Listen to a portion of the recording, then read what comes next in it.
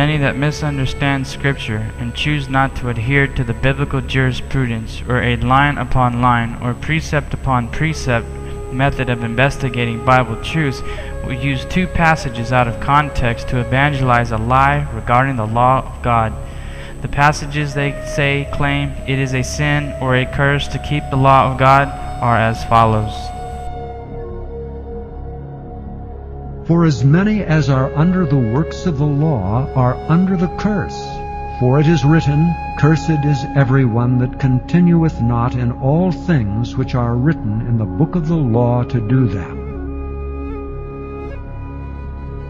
Therefore by the deeds of the law there shall no flesh be justified in his sight, for by the law is the knowledge of sin.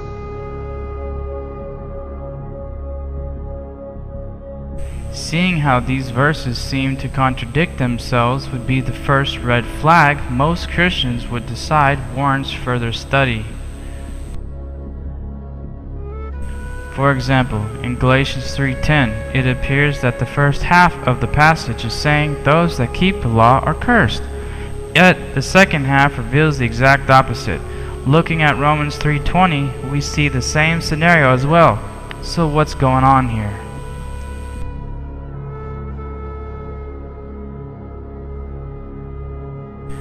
If you research this using a parallel Bible that shows word for word these passages in both English as well as Greek, you will find something quite amazing. There is a word missing in both those verses. The word ek is missing. The English translation of that word is outside.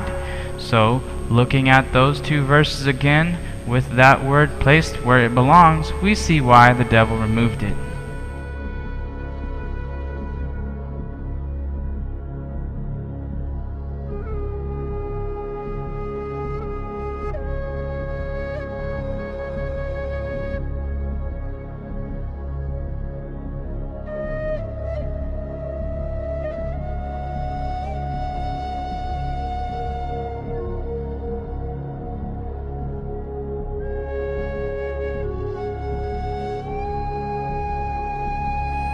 Truth is, if one does the line upon line and precept upon precept, as Isaiah suggested in chapter 28 of his book, we would see many verses prove both passages were missing a word.